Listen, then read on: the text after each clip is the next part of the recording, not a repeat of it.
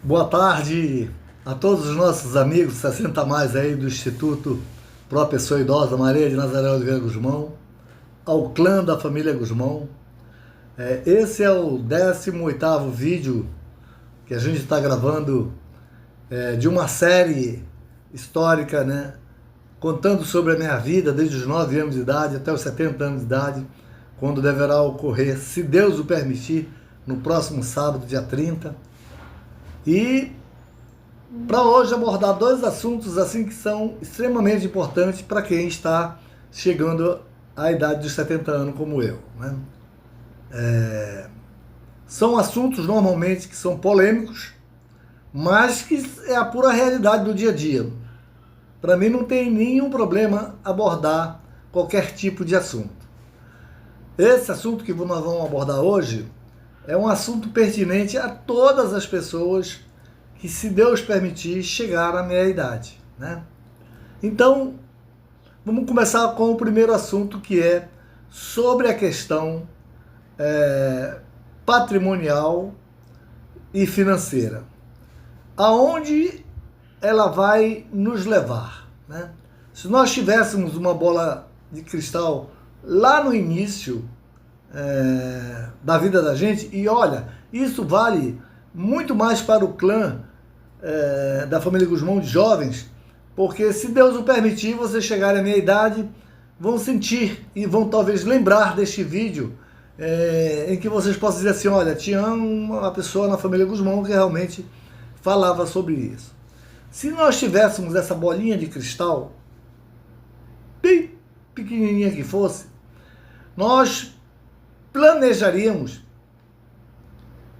o nosso envelhecimento com mais dignidade.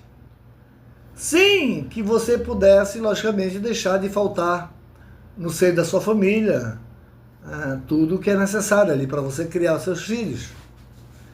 Mas eu digo a todos os meus amigos idosos hoje, se eu pudesse voltar aos meus 15, 20 anos, 25 anos, eu planejaria a minha vida para a idade que eu estou chegando de uma forma bem diferente. Pensaria mais em mim, buscaria não acumular muito patrimônio, mas sim fazer uma boa reserva de dinheiro para quando chegasse a essa minha idade não tivesse que estar na pindaíba, porque não adianta você estar bem economicamente e financeiramente quebrado. Economicamente porque tem-se patrimônio, mas que infelizmente o idoso, a pessoa idosa, tem uma série de dificuldade de lançar mão nesses valores de que tanto você trabalhou. Eu tenho um pequeno exemplo para mostrar para vocês aqui do que ocorreu essa semana com uma pessoa bem próxima de nós, né? Por exemplo, a família dessa pessoa tem muitos imóveis, mas o casal está na faixa aí entre 80 e 90 anos de idade. Então é uma hora em que o casal tem que pensar muito mais nele do que possivelmente possam deixar para os filhos, para não ficar nessa briga do famoso tiquinho aqui, tiquinho para lá, tiquinho daqui, né? Não vai funcionar. Mas, exemplificando, um dos filhos pensou e imaginou assim, bom, vamos vender um patrimônio, uma casa, vamos pegar esse dinheiro, vamos aplicar no banco, vai ter uma renda aí mais ou menos de 60 mil reais ao ano, dá uma faixa de 5 mil ao mês, acumulativo com os rendimentos que os dois idosos têm, dá para se viver, melhorar a qualidade de vida desses dois idosos. Um dos idosos simplesmente fez assim, não. O que essa pessoa idosa está pensando? Que vai viver 120 anos? 110 anos? Então você que é idoso e tiver essa oportunidade de puder raciocinar agora, né, e tiver mais de um bem, se desfaça, venda, aplique em valores, porque se tiver aplicado em valores, de qualquer forma, se você partir, vai ficar para os herdeiros, né, repartirem. Mas se você tiver só os imóveis e do jeito que a nossa economia está hoje, você não tem o retorno para que você possa ter uma vida com mais qualidade. Então, é importante, principalmente jovens, possam se programar para que chegue numa idade como a minha, não tenha que todos os dias se dispor a trabalhar para poder você justificar e ter algum dinheiro de volta daquilo do qual você tem direito, né? Filhos serão herdeiros somente depois que os seus pais partirem. Não existe herança de pais vivos. A gente vê toda hora, essa semana mesmo, ou semana passada, uma filha de 12 anos induziu o namorado a matar a sua mãe para ficar com 17 mil reais, inclusive essa mãe era uma PCD. Então, hoje, o mundo está muito conturbado em relação a essas coisas. Então, esse é um exemplo que a gente pode buscar, junto com outros idosos, de que você não tem que acumular mais nada nessa idade. Se você puder ter só um cantinho para você viver, por exemplo, meu desejo, meu maior sonho seria transformar aquele projeto que tem lá em Muluama, no Rio de Janeiro, trazer para cá, para Iranduba, e implantar-se. Por quê? Porque lá nós iríamos conviver com pessoas da mesma idade. Buscaríamos muito mais felicidade. Porque hoje conviver numa casa com vários filhos, eu tenho certeza absoluta que difícil é aquela família que quando chega no final de semana, que você parte, vai para o seu passeio, vai para a praia, vai pegar sua lancha, vai passear, o seu idoso vai ficar em casa, né? Não, o papai está muito cansado, a mamãe está muito cansada. Tá não, meu filho. Você não foi convidado. Simplesmente você não foi convidado para essa festa. Porque vontade de ir, eu tenho certeza que você tem, né? Tem gente que tem mãe que deixa a mãe dentro de casa e vai passear. Mas durante a semana toda, a mãe tem a sua utilidade para que se possa atender, né, os desejos de filho, de filhas. Outro recado é para dizer que nós amamos nossos netos. Inegavelmente nós amamos nossos netos. Mas não podemos ser escravos dos nossos netos. Você já viu aquele ditado? Quem pariu Mateus, que embale.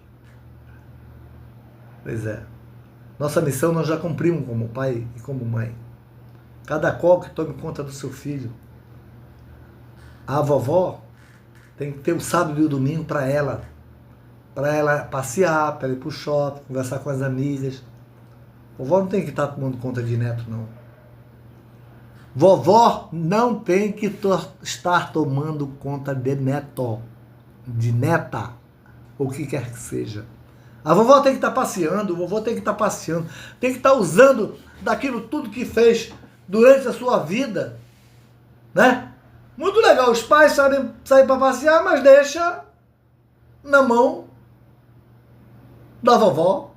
Outro dia encontrei uma vovó no meio da rua, correndo. Ela não sabia se ia primeiro na creche buscar um, ou se ia buscar um outro que é PCD.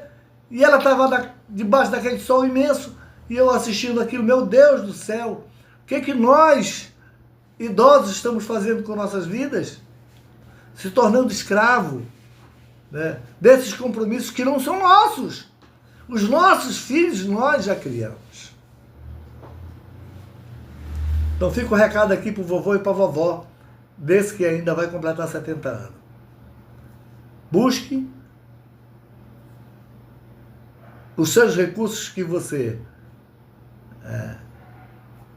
aplicou, comprando um imóvel, invista num bom plano de saúde que você precisa. Busque viajar, passear, né? Isso só poderão fazer aqueles que se programaram e que poderão utilizar dos bens que você tem. Outros nem tanto, né? Agora eu vou chamar uma atenção aqui para o clã da família Gusmão. Outro dia eu estava observando uma coisa bem simples, mas que todos nós deveríamos ter. É a preocupação que toda família deveria ter. Todos nós, com certeza, iremos partir um dia. Pois eu vou contar, e aqui não vou inventar. Meu pai, quando era muito novo, comprou comprou um túmulo aqui no São João Batista. E como meu pai era lá do interior, essa irmã dele estava aqui na cidade. Ele botou o nome dessa irmã dele como proprietária do título. Porém, ficou com a documentação, achando que ele, com a documentação, poderia, né, provar que ele seria dono daquele túmulo. Bom, todos nós sabíamos que o papai tinha um túmulo lá no São João Batista. Já havia sido enterrado um pessoal da família Gusmão. Quando fomos enterrar meu pai, foi um Deus nos acuda. As minhas irmãs penaram para falar já com os herdeiros dessa irmã dele, para dizer que queriam um espaço para enterrar meu pai lá. E aí, depois de muita puxa para lá, puxa para cá, conseguimos enterrar. Para enterrar minha mãe, houve um imbróglio muito maior, porque minhas irmãs, na ânsia de atender o desejo da minha mãe em relação a uma tia que morreu antes, sepultou neste mesmo túmulo. E quando foi para enterrar minha mãe, aí a turma do lado de lá, pulou. Conclusão: eu não sei onde está meu pai, nem onde está minha mãe. Ah, está ali no São João, do lado direito e do lado esquerdo. Não. Minha mãe, por tudo que representou a nós, criou 8 filhos, vários primos, outros parentes, merecia ter um túmulo com meu pai. Ou melhor, um jazigo. E eu não vi a família Gusmão se movimentar em relação a isso. Sabe por quê? Outro dia, eu andando dentro do determinado cemitério, encontrei o túmulo de dois, do 01 e do 01 e do 3, que estão enterrados. Porém, lá consta como se o túmulo fosse de uma outra pessoa. Isso é uma vergonha para nós, São Gusmão. Nós não termos aonde enterrar nossos entes queridos, aonde enterrar os outros que irão partir juntamente comigo, né? Será que eu serei enterrado lá no Nossa Senhora de Fátima? Lá do outro lado? Família Gusmão não tem. Então, eu faria o mesmo desafio que eu fiz lá no vídeo 15, faria agora. Ao invés de nós pegarmos um tiquinho daqui, um tiquinho dali, vamos fazer um jazigo da família Gusmão, para enterrar lá os encrenqueiros tipo eu, mas ter uma referência de que ali, né, tem pessoas da família Gusmão, e não ficar nessa encrenca de, na hora que formos partir, sermos enterrados em qualquer lugar. Osni, mas próximo do teu aniversário tu tá falando isso? Sim, lógico. Eu não vou partir também não? Será que eu vou virar pedra? Não. Tá tudo errado. Meus irmãos foram enterrados num local que não é da família Guzmão. Simplesmente não é da família Guzmão. Sabe por quê? Quando é da família Guzmão, é tipo eu que estou com um documento de uma casa que diz que eu sou proprietário e tenho que provar ainda na justiça que eu sou proprietário. As coisas estão muito, invertida, modificada.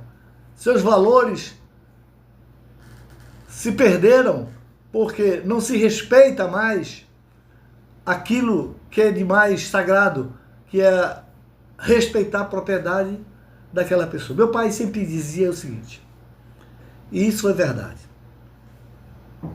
Infelizmente o 03 foi embora. Mas meu pai me chamou lá em Novo Aripuanã com o 03, e outro dia até postei aqui no aniversário lá de 70 anos de Novo Aripuanã. Novo Aripuanã passou, era a vila de Novo Aripuanã, passou a chamar de cidade de Novo Aripuanã em 1955, o ano em que eu nasci, Então, Novo Aripuanã faz aniversário no ano em que eu nasci. Mas meu pai me chamou, eu e o 03, porque meu pai tinha 2 seringais documentados com títulos definitivos e 18 propriedades onde eram posses. E o que meu pai mandou fazer? Que nós fôssemos usar todos esses seringais, pequenos seringais, e passássemos a documentação para, eles chamavam de freguês, passássemos para os freguês dele e fizéssemos com que eles assinassem umas notas promissórias que meu pai nunca cobrou nenhuma nota promissória dessa. Nós voltamos com uma caixa, mais ou menos. Eu acho que vocês não têm ideia daquelas caixas que tinha antigamente de sabão, que era uma caixa grande assim e alta. De todos os fregueses que nós passamos, porque meu pai queria que todos eles fossem proprietários da terra, porque o governador Lindoso, na época, iria fazer um projeto lá dentro, como fez, Um projeto lá dentro, derrubando inclusive 2.000 seringueiras, meu pai quase que infarta por causa disso.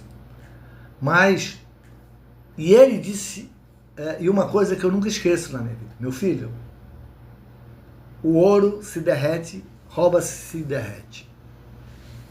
Esse tal de dólar desvaloriza e você perde o dinheiro. Dinheiro o ladrão te rouba. Mas um documento de propriedade, nem se o juiz pegar na sua mão para você assinar. Só se você comparecer a um cartório fazendo uma venda ou fazendo uma doação. Só se você assinar. Então tudo que está no meu nome tem que sair das minhas mãos. Lá no cartório. Não aqueles papelzinhos que a pessoa apresenta de mesa de bar. Porque há muito tempo que eu não bebo, então faz mais de 30 anos. Fui enganado de ponta a ponta, acreditando que... E não vem dizer que não estou aqui para se defender, não. Quem quiser fazer sua defesa, que faça. Mas o que eu estou falando é em comemoração à verdade da minha vida aos 70 anos de idade. Dos 9 ao possivelmente até sábado aos 70 anos de idade. Trabalhei duramente para manter a minha família, para sustentar 2 irmãs, para criar minhas irmãs, para ter uma família, depois que constituir, para ter tudo que eu tive na minha vida. E eu era o tiozinho mais lindo da paróquia. Esse tio Osni, rapaz! Era o cara, Era o cara da lancha, não tinha cabelo branco, mas era o cara da lancha, era o cara do barco, era o cara do jet ski, era o cara que tinha motor de polpa, era o cara que botava a minha lancha, meu barco, Osmar Guzmão, verde com Guzmão de madeira, no fundo, lá no Lago do Limão. O meu primo tá aí, eu não vou citar o nome dele, tá aí como de prova. Se não fosse a lancha dele tivesse amarrada atrás do barco Osmar Verde de Guzmão, talvez todo mundo tivesse ido para o fundo. Só não foram porque levaram a lancha e na hora cortaram a corda e simplesmente o meu barco foi para o fundo. Não me deram nem satisfação. Eu deitado numa rede perguntei, cadê meu barco? Foi para o fundo. Foi para o fundo.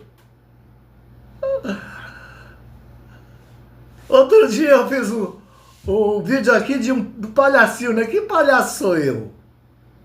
Eu acho que fui o palhaço mais otário do mundo. Nem todo palhaço é otário, mas eu fui o palhaço mais otário do mundo. Né? Cortar na própria carne é dizer que ainda estou vivo, que quero permanecer vivo, que cada um faça a sua escada e suba na vida.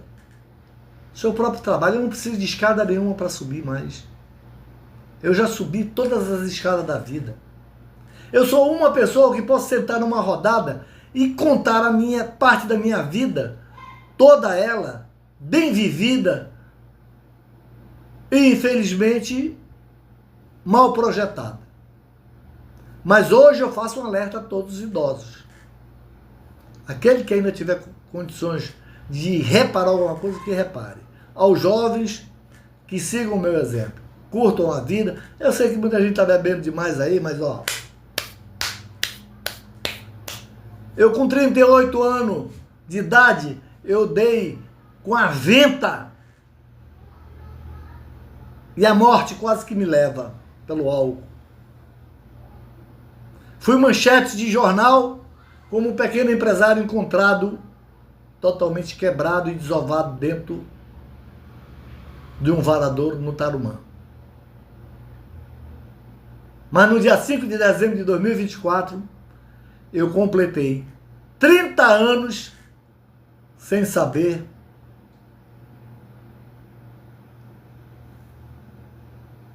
exatamente qualquer tipo de substância que possa modificar o meu modo de pensar e o jeito meu ser. Talvez a bebida, naquela época, deixasse o tio Arni mais alegre, mais bonzinho, né? Mais caridoso. Hoje o cara tá careta, tá brabo. Hoje o cara só é chato, o cara é rabugento, o cara é um careta. É, meu filho. Só eu sei o que eu fiz para me sobreviver nessa selva de pedra em que me deixaram quando eu fugi com minha mãe e duas irmãs agarradas nas minhas calças e que hoje elas dizem que não fazem questão de lembrar. Pô, para com isso. Para com isso, não! Eu sei de onde eu vim. Não sei se vou até sábado, mas eu sei exatamente de onde eu vim, o que eu fiz para chegar até aqui. Então esse fica gravado como um alerta para aquelas pessoas que ainda não projetaram a sua vida e que possam projetar e que possam viver. Esses vídeos são vídeos didáticos que, se todo idoso pudesse ouvir, né? Não leva pro coraçãozinho não, tá? Que faz muito mal. Não leve, não leve. Já dizia o sargento Sala, ó, não leve pro coraçãozinho não, que faz muito mal. Tá bom? E até o próximo vídeo. Amanhã talvez gravarei mais um vídeo, não sei se dia 30 eu gravarei um vídeo, talvez acho que não, mas até o dia 29 ainda terão 2 vídeos que a gente vai debater ainda sobre muitas coisas, tá bom? Uma boa tarde a todos vocês, que Deus nos proteja, que nos dê muita saúde e que vocês possam raciocinar muito na vida que vocês estão fazendo.